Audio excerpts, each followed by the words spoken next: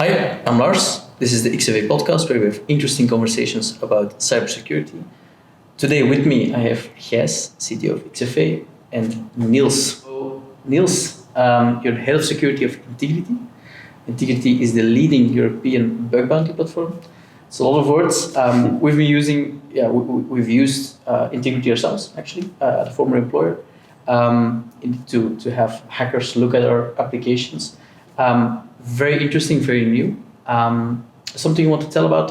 What does Intigriti do differently in general? How does Intigriti look at security? Could you give us an insight about that? Yeah, sure. So first we of course need to look at the traditional model of penetration testing. So basically we had a snapshot view of an asset that could have changed who knows how long ago that we deployed it, configured it, whatever. Yeah. And then we had a limited set of people that looked at it and searched for vulnerabilities. Mostly using some kind of secret sauce that was dedicated to that consultancy firm, for example. And then basically that was it. And then basically we got a certificate that proved everyone, hey, we did testing. And then the year afterwards, we did the same. And hey, we're compliant. And this is how it works. The issues that we saw with that is, on one side, it's only a snapshot. So, of course, we deploy more than once a year. Yeah. Afterwards, we also saw, sometimes people just miss things. So there's only a limited set of people, limited set of eyes. And third, we often saw that there was a lack of creative insight in some vulnerabilities because penetration test is limited in time, mostly limited in scope. We're not going to test this because it's not in scope, but hackers are going to look at it regardless. And we saw that there was a need on the market for, hey, we're still missing things, and how can we actually respond to that in a continuous manner? And actually where we started with, where we looked at the subject of continuous cross-source testing.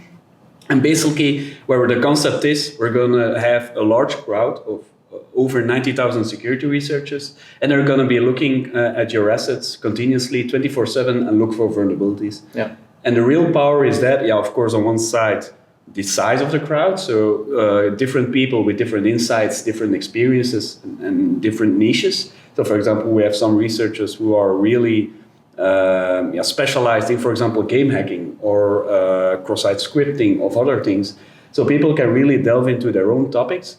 And then in the end, we also want to reward them for the impact that they cause. Yeah. So basically a researcher that will find it critical will be rewarded a lot more compared to, for example, someone who's farming the low-hanging fruit, let's say, on the internet. Very cool. And is the concept of bug bounty, like the term you explained very well, we know about it. Is it something that's very known right now? If you say, we do bug bounty, is it a term that just explains it all, or do you have to give that speech every time? It's still a bit of an awareness journey because on one side, the awareness for bug bounty or cross-source security testing is very much growing in the world, but it's still very much an awareness battle that we sometimes have to have with customers. Because on one side, of course, people are afraid or reluctant to give access to someone unknown, where, of course, we have a legal framework, etc., that can cover this. But it's still a bit giving the reins out of your hands to something that you don't know about the unknown. And also making people familiar with the concepts and trying to prove to them what the benefits are and the differences compared to their old approach. Because, of course, some people are going to say, hey, the old thing worked, why should we change it? And then, of course, it's a battle of trying to convince them and make them see the differences and why it's worth it. Very cool. But it's also not that the old way necessarily goes away, right? It's also, it goes hand in hand, right? You still want to do a focused pen test on the application and then add the bug bounty that does some continuous testing on it, right?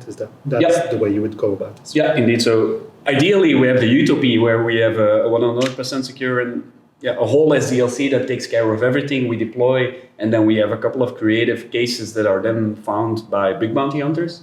But of course, we all know that utopia is very hard to reach.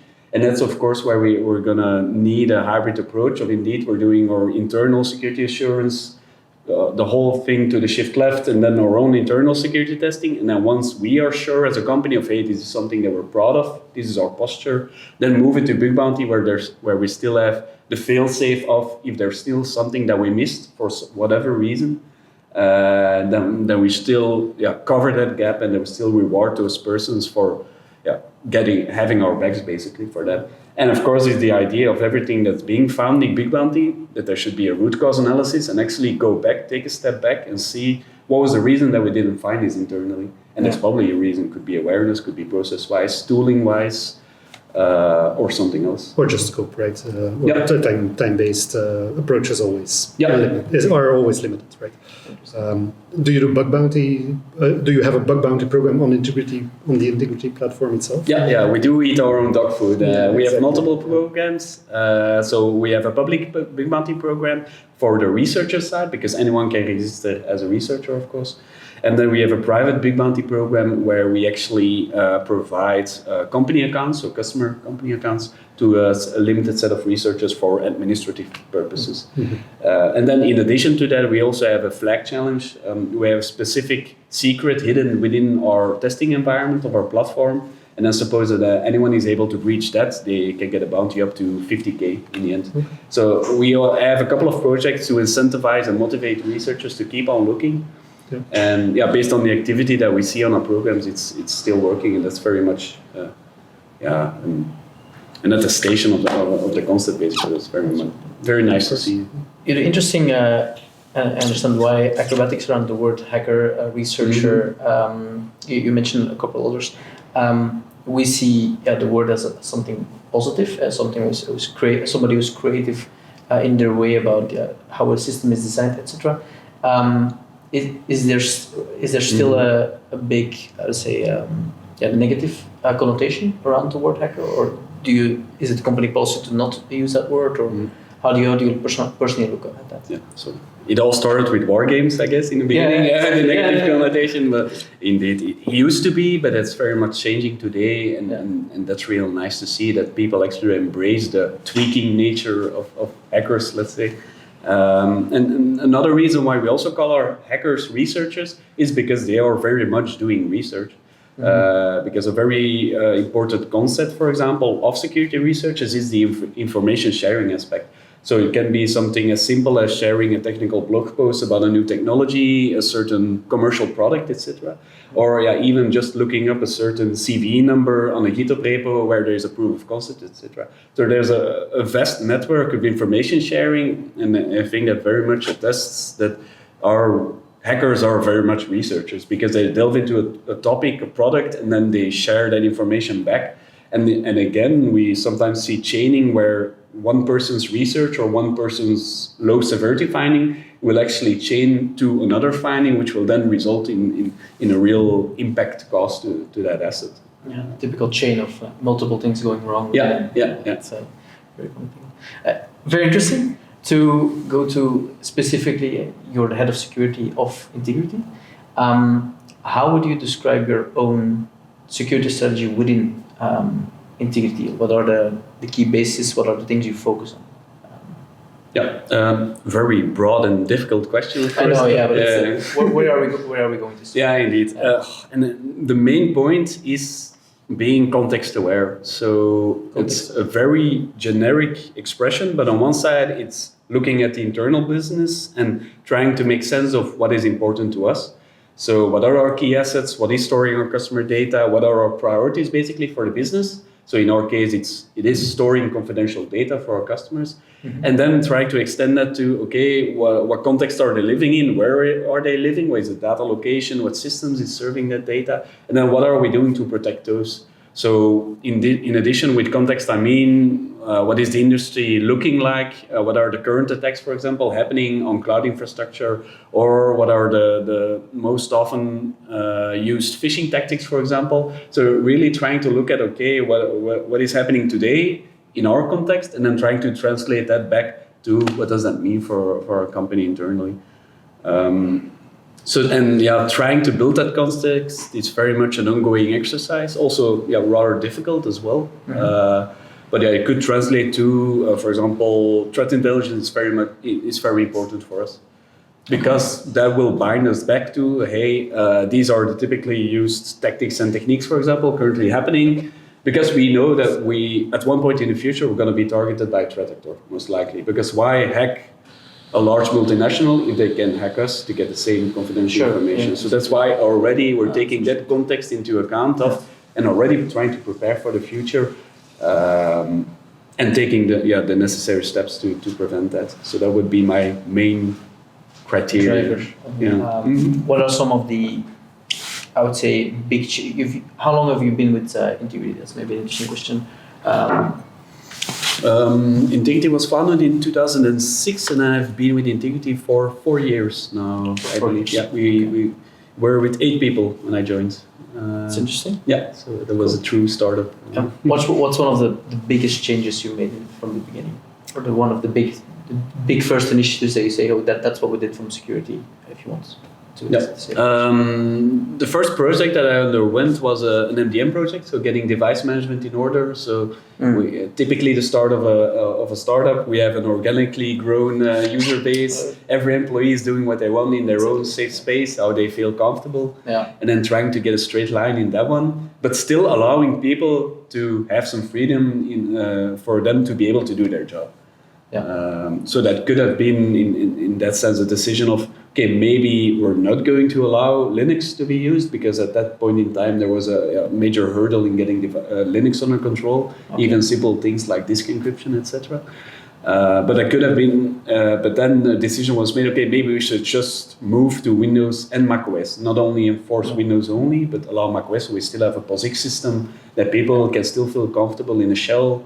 And it was a bit a middle way. So that was also a bit listening of, okay, what makes sense for the company. And at that point, it didn't make sense to say, hey, we're going to move this to a Citrix farm or something like that. Sure, it makes it, that's too big of a hurdle and it would impact. I don't think even today that's an endpoint to go to if you you're not working in a hospital where you have like quick shifts of personnel, etc., or you have multiple people using the same system. But interesting. And indeed, as you mentioned, because now today, I think in the last 10 or 15 years, you see that, for example, on Linux, like encrypting a device has been more standardized with LUKS, or even on Windows, you have, instead of 5 systems to encrypt the device, you maybe have 2 or 3 now. So it all came much more built into the system. So I guess that also impacts your choices now much more. Yeah, indeed. And maybe at one point it will also allow us to give a bit of freedom back to the people, especially like the technology that you guys are building. It allows us to give a bit freedom back, but still have that assurance of, hey, X, Y, or Z is still going to be in order. And that's really nice to see that that's happening in the industry. And maybe next year will be the year of the Linux desktop. maybe. Yeah. No, it's something that we see and we strive towards is, hey, let's switch from management to verification. Let's try to do that with XFA. And that obviously depends a lot on the type of company. And I can imagine that, especially in the setting, as you explained earlier, where you're working in, it's your risk appetite is probably much lower than many other companies, just because of the setting that you're in, and just the possible risk is much higher. And we see just in an average company that does average stuff, I don't know, not related to security or not related to finance or any other sensitive information. You want to embrace more that flexibility more than you want to just control everything, right? While still knowing that everything is under control, or that's at least what we see happen. Yeah, we always have to take into account the amount of friction that we create within an organization. That's always the big downside or the big danger to someone running security is always the friction part of it. Because also back in the beginning, the security used to be the naysayer within the organization, always saying, no, you can't do that. What happened, of course, people started going around the security team or just looking at them like the grumpy old grandpas that we sometimes were in the end. But now what's happening, people aren't actively involving with the security team anymore, or they're building something new on a cool new technology, and the security team isn't involved anymore because we used to cause so much friction within the organization.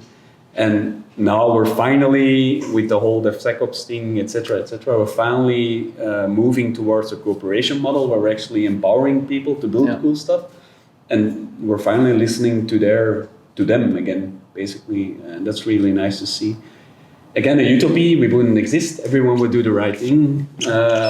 But yeah, that's now how it works, of course. But we're an enabler basically, and that's something that we should remember every day. I think it's also something I remember that he has said when you were working in previous employer as a CISO as well. I remember you saying as well, like, enabling is what we should do. I really believe it's the only way forward. I agree very much with what you say, and I do see the industry moving towards enabling more than actually naysayers.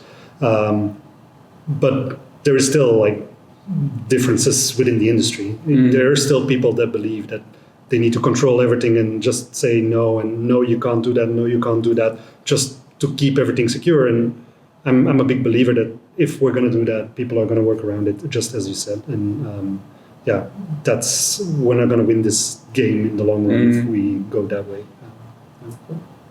You mentioned before, and I think also in the discussions we had before podcast, is that there are some principles you really brought into Intigriti, like shifting security to left, you mentioned already, and a lot of automation surrounding. Is there something you could tell about what you're doing there? What are things you are actively thinking about in those spaces? Yeah. An expression I very much like is not everyone's a Netflix. So we can't all fix very complex issues with 100 high potentials, basically. So one of the things that I try to do, and up until now it's been paying off, is try to make everything a technical problem. Because a part of my heart is still an engineer, so an engineer can fix technical problems easily. So that could, for example, be something like in our vulnerability management program. So we have vulnerabilities which are managed in different products. It's all scattered around, which is a hurdle to work with and to manage and centralize. Okay, let's just take this. Let's look at it from a technical side. Okay, this just needs to be interconnected, and that be one solution where we'll do the management, which will save us time, effort, and also get more buy-in from other actors because they can reuse the same solution. Whilst also listening to them, okay, what are your goals? What is your business goal in the end? And how are we supporting that by doing vulnerability management? So what we did was we wrote our own tooling, ingesting, etc., to fix actually a bit of a process issue in a technical way. And that's something I very much try to do. But also on the compliance front, of course, because it doesn't make sense to do 10 things or 100 things administratively while they can be perfectly automated. Is there we believe in automation as well, but it's like, you're an engineer yourself, and it's right. Is there something for somebody listening that you can say, that's maybe a smaller company with less engineers or less free time, they can say that's a quick win to do in a security context or in a ZLC context? That one tip that you could give in that aspect? Might not be the most important one, but one that I encounter every week is a big part of the listeners might be Office 365 users or admins, maybe even better. Sure. And one of the most underused features there is the automated access reviews. So Office 365 actually allows you to trigger automated access reviews for groups. And that can be static groups like, hey, we have HR, sales, all the people in there, but also additionally dynamic groups. So there could be all the guests in my tenant, all the people not using a managed device, all the people not having logged in for at least 90 days, for example. Yeah. And then you can automatically trigger access reviews for those. And the system can even make automated suggestions or actions. So, hey, Sarah from accounting didn't use her SharePoint access to HR for at least a month, maybe we should remove her. And then it can automatically make that decision with an audit track and a report back to you. So when we, for example, look at certain certifications where access reviews is mandatory, people often think of a lengthy process, which used to be the case, of course, in the past. But looking at the Office 365 side, it's a big win if you can do it that way, or do it in another commercial solution, for example, to get that off the table, basically. And it almost makes it fun to do. Yeah, I think so too. Maybe we can get on the topic of one of the products that we've been talking about, Vanta, which is obviously not the only one in that space. There are others like Drata, Sprinto, that automate that compliance process. And we've been doing ISO 27000 certifications, and that took a long time. That was tedious process, was horrible to do. We've been there.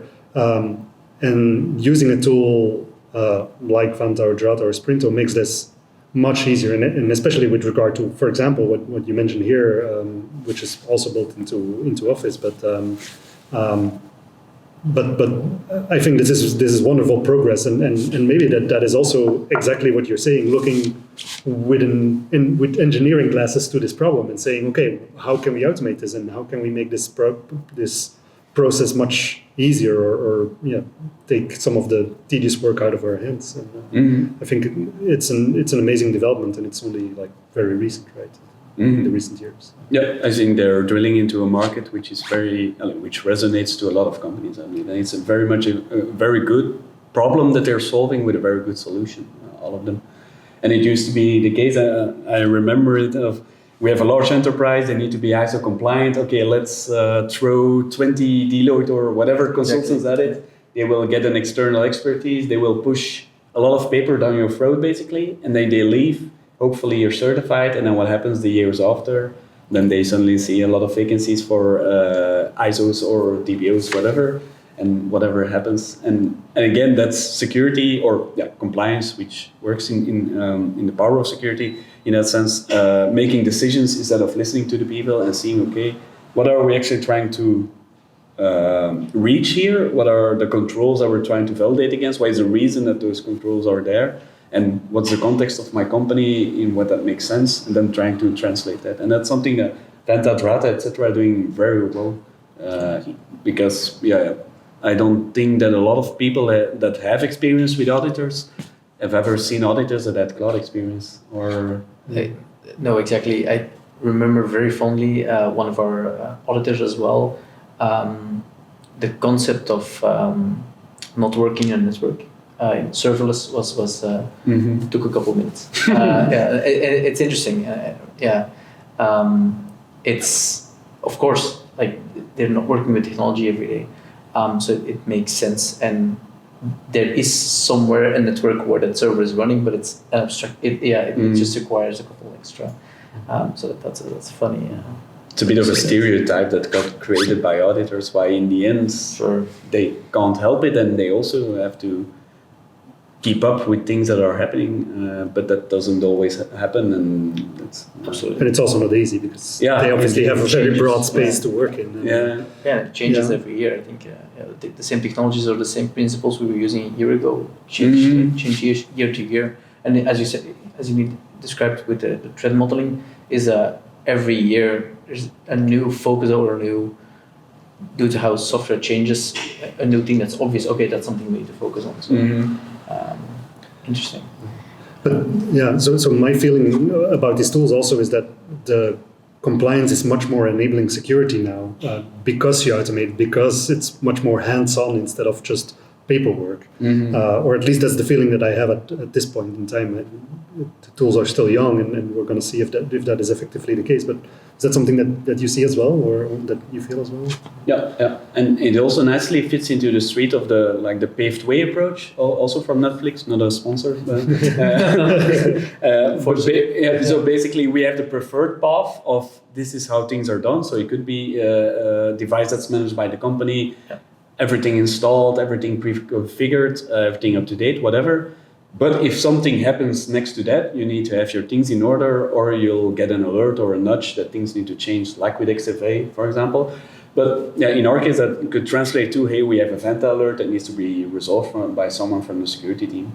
So Vanta also nicely empowers us to still give that freedom to the employees to do what they want. So it could be we have for example, certain systems that are more restricted than the others. But if there are still certain risk scenarios that are happening on the other systems, for example, those we're still wanting to solve. And that's something that nicely works along with the whole automation aspect, and also on a full company level, of course, because you don't want to be browsing through your whole cloud infrastructure every day to see what happens. I think that's especially great. The automatic alerting, something that we used to build, the whole thing of like an engineer will always look at the technical solution, but the automatic alerting or automatically making Jira tickets, the fact that you now have and we're still early in our process, but platforms that realize, okay, this is a ticket that needs to go to that specific person, that responsible person, and like same defaults. I remember we were configuring Valentine specific to oversee our environments. We connected it to GitHub, and immediately it said, okay, one of your repos has the option to bypass to bypass its restrictions, because if you're an admin. So it was okay. It's a very sane default. Oh, good that it remembers, and I think it paved the way. I think you see that more and more. It's like 90% of those security recommendations or guidelines will be very sane, and every company should adopt them. And then you can go beyond, and we will probably disagree on that last 10%, but I think the 90%, that first 90% is quite important to get right. And I think a monster feature is like muting certain alerts, but temporarily. I think that's one of the biggest features that there is in those platforms, because for me, it's almost like a risk register. Okay, I'm going to approve this, but only for 2 weeks, because I'm giving him some time to get some things in order. And if it isn't okay within 2 weeks, I want to see an alert again. See that even with the devices as well. And it's something we've been talking about as well, is you want to, instead of saying, oh, this is not good, you want to say, this is not good now. Yeah. You have that check-in point. Hey, when will this be okay? And then you say, okay, in 2 weeks. You need to have this and this in order. You have your disk encrypted, etc. And it's cool. It's relative to the person or relative to the problem in time. That's very nice. So yeah.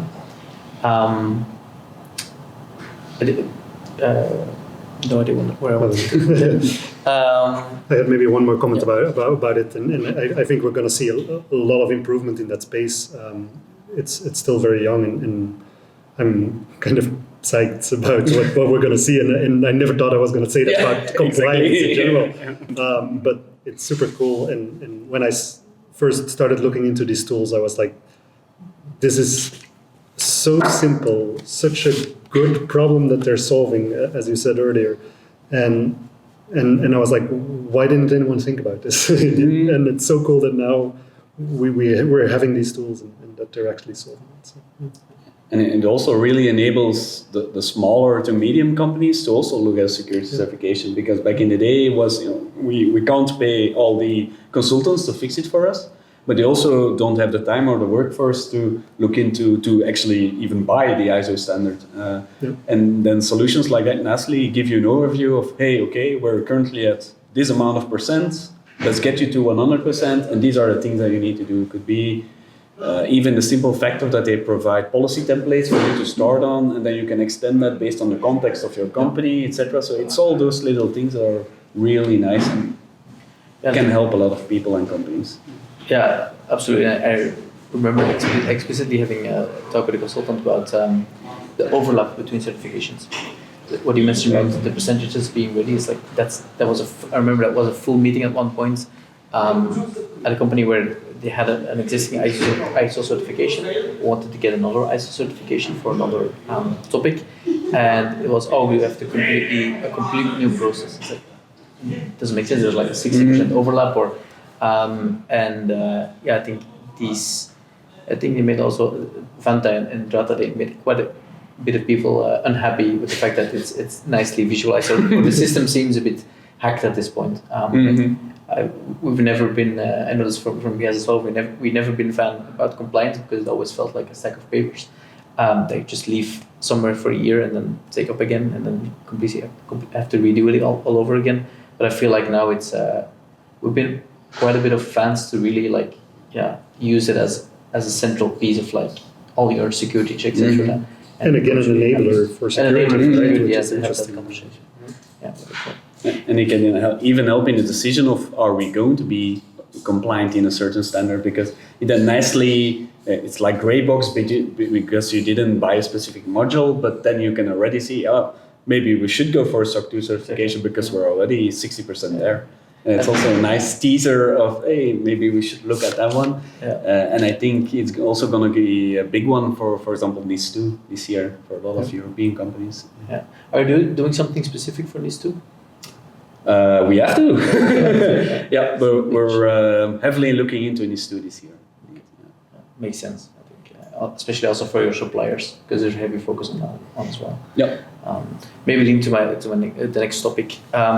is we talked about existing problems that seems to have found a solution. Are there any new problems that you're now looking at, or new things that you envision becoming a problem in the next years that you're already looking at, or we need to solve that, or we need to solve that? It's a very open question again, but...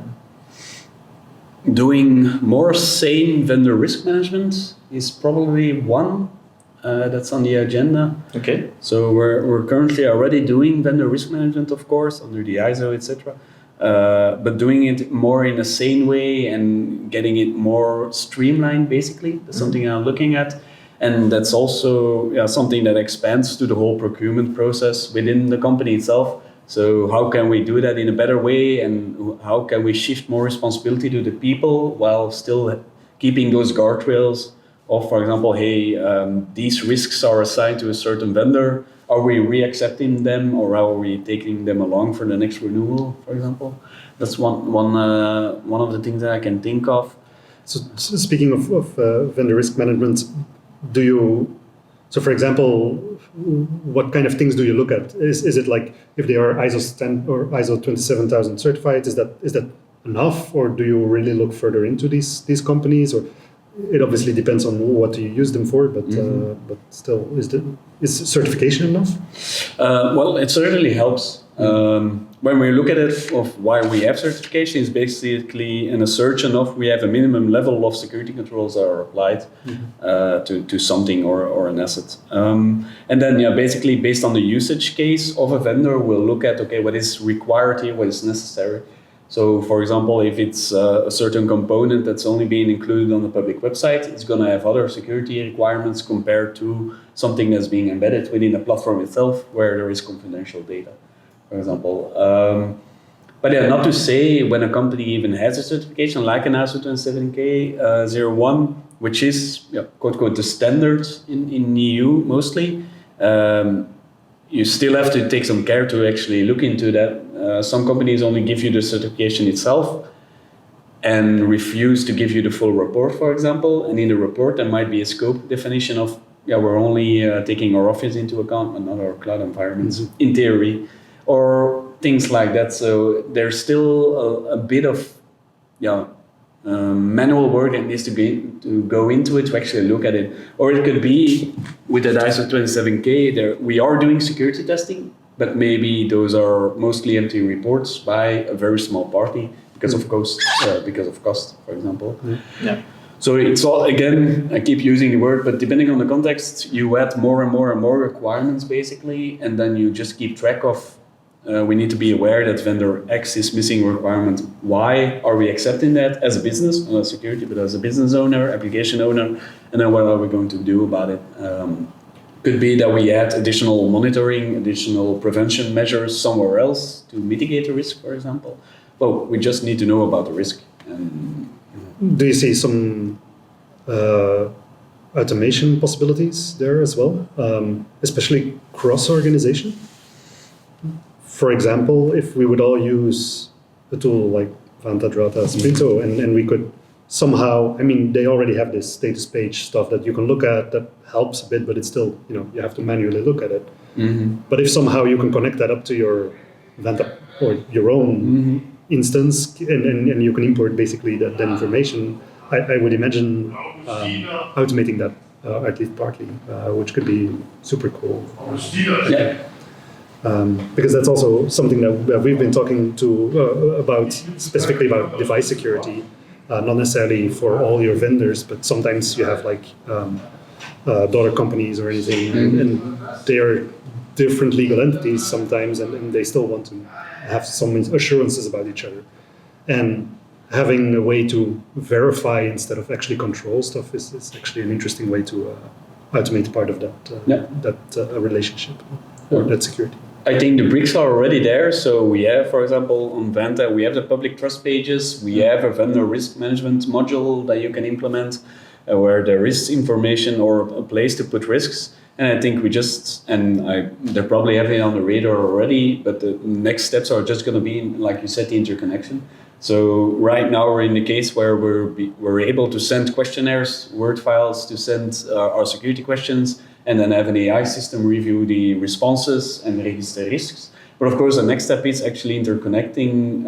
If I'm a Vanta customer and you're a Vanta customer, it just makes sense for us to interconnect. And then, for example, get automated notifications if your posture is dropping in compliance, for example. And that will make complete sense.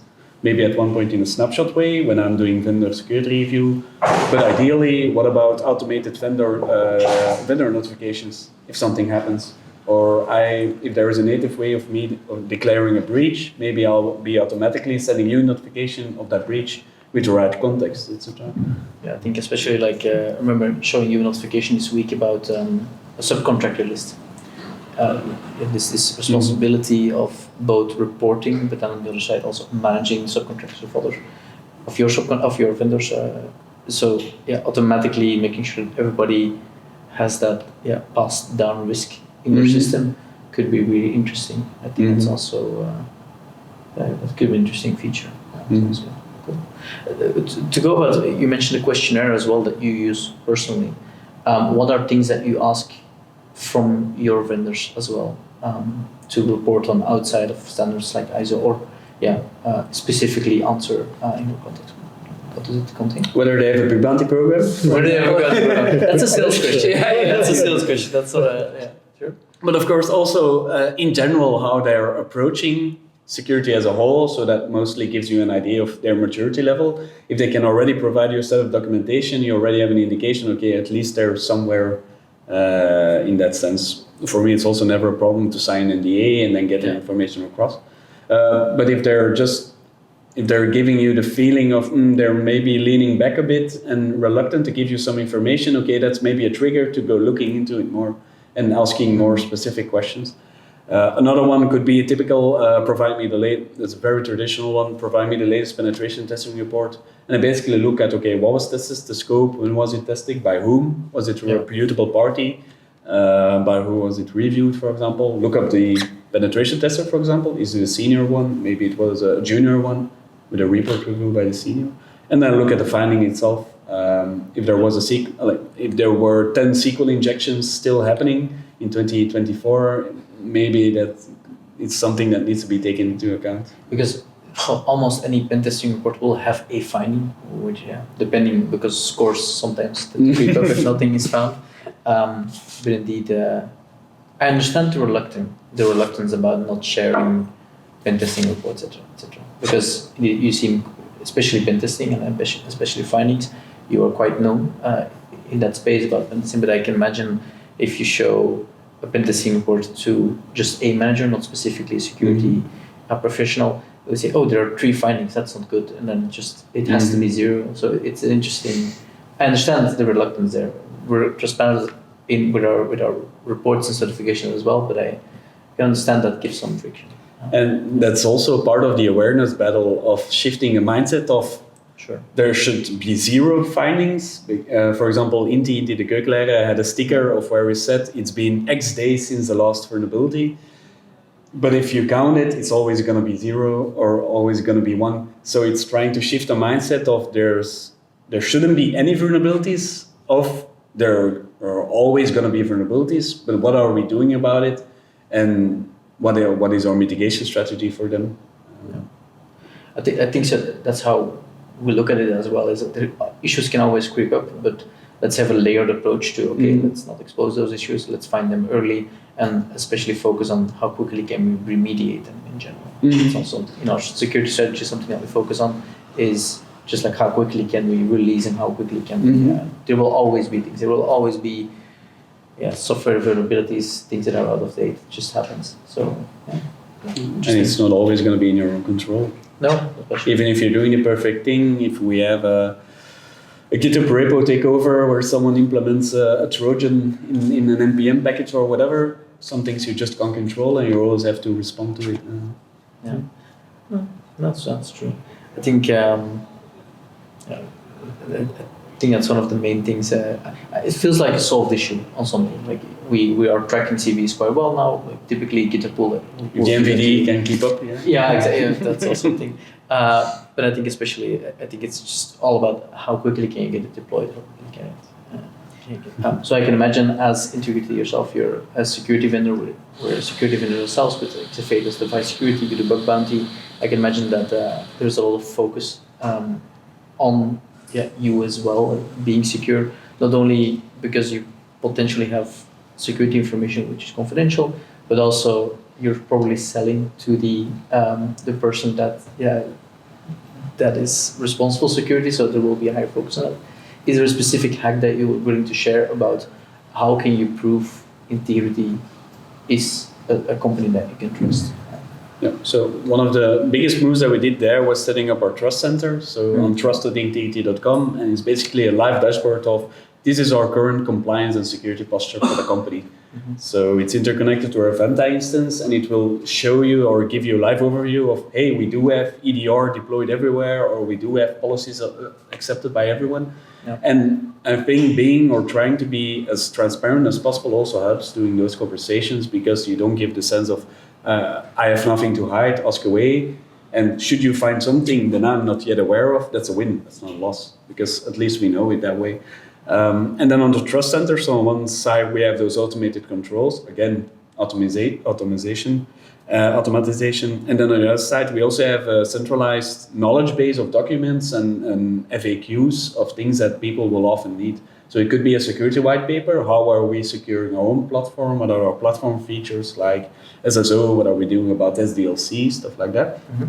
But there's also, for example, our compliance certificate, SOC 2, ISO 27K, or even a vulnerability report of, okay, what are the vulnerabilities that we saw the last year on our own platform for ourselves? Yeah, indeed. Just to give, again, that transparency to the customer and also mention to them, hey, we have nothing to hide. This is what we're proud of, literally. Yeah. And should there be any other questions that come from the customer, that's something that we loop back as a feedback loop back to the portal and add in there. Because if they need to add additional questions, it should have been something that should have been on the portal itself, and actually try to move procurement, hopefully at one point, old woods, to a self-service thing. But it, like you said, and we sometimes have very stringent procurement processes with customers, which makes sense because we are storing their confidential data. And sometimes it happens that they do a full review even of our architecture, of how we are encrypting their data, of how we are managing keys, how we are doing testing. And we're always happy to explain about it and let them come to us with their questions. And that just makes sense. Of course, you sometimes have the odd cases where they send you a full Excel file of questions, standardized questions, where you realize 90% is coming from the ISO 27K. Well, they already know we are certified, but yeah, that's something you'll just have to work around. I think it's a bit of a myth that once you're certified that you won't get those Excels. I think it's I'm sure that people have heard me say that before, that won't solve everything. There will be procurement process, but it's interesting. It'll help, and I literally saw the difference in the amount of questionnaires and questions that we got after we got ISO certified and SOC 2 certified, and certainly after our trust center, it was enormous difference. That was really nice to see. Interesting. And a bit validates the idea of, hey, we're going to do this thing because we think it will help, and then it's really nice to be able to measure afterwards to actually see that difference. Which again is the engineer mindset, I think. Yeah, I think that's indeed. But the measure is to know. I can imagine that there's quite a bit of a link, specifically for a security platform, that with the marketing side of are we marketing as well? Is it that people actually take the effort to contact sales and those kind of things? Interesting. I think as a last question, something interesting you mentioned about the knowledge base, which triggered something in me. Is like Intigriti is now growing quite rapidly, actually. You're doing quite well. What are the things you do to spread security knowledge within the company? And any tips you can give there to Intigriti has been moving quite fast, so you're growing quite quickly. I think that also requires a specific mindset of just keep going. And how do you what are the things you do about let's get the knowledge out on how we do things, how we keep things secure, etc. So one of the biggest challenges that we have is that we have to keep moving fast to keep up with the rest of the business, basically. We also don't have an enormous security team within the company. So that basically means you need to optimize and invest in very efficient methods. And one thing that I really like is the champion-based system of where you have certain people who are responsible for cybersecurity in certain teams, and you basically liaise with them to get certain stuff done. And also, again, daring to empower them to be able to take up security stuff. So back in the day, it used to be the security team that said, hey, product team, you need to fix X, Y, Z because that's important. Yeah. But nowadays, we actually entrusted to the product team to take up to a certain part the decision of we're going to fix this in this release and not this release because it's not that important for us right now, risk-wise.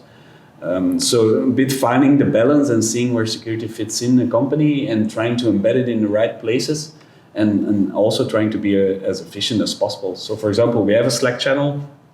Back in the beginning when we started with cloud security monitoring, of course we had a backlog of issues.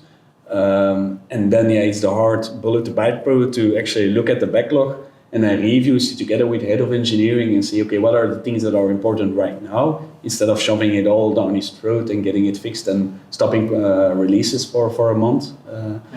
And then even a stupid fact of getting all new additional findings in a Slack channel and then making the decision of these are the things that we're actually going to look at, to actually already start looking at the differential changes and then trying to gradually move away the backlog of issues over time.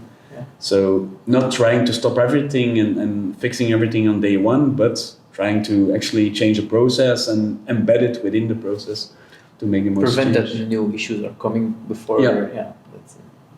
There's a good Dutch saying about that. Dwellen met de kraan open. Yeah. To clean something up while the tap is still open. Yeah, that's great. I don't guess maybe you have one more question or nothing more. Not really. I think it was a very interesting conversation. It's always nice to hear other people's thoughts about strategies on information security in general, and I really feel we're like-minded in some sense, and it's not always the case. There is still a lot of discussion going on within the space, and some people, we talked about that earlier as well, thinks differently about security, and that is also fine, obviously. It's good to have discussions. But yeah, I'm excited where the space is going and what is happening. And it's cool to see all these nice things happening and see these cool brands coming up. So yeah. So yeah, thank you for your time. Thank you for sitting with us today. And I'm just gonna do a quick shout out. Please follow Intigriti on LinkedIn, and please follow XFA as well on LinkedIn. Very nice, and see you next time.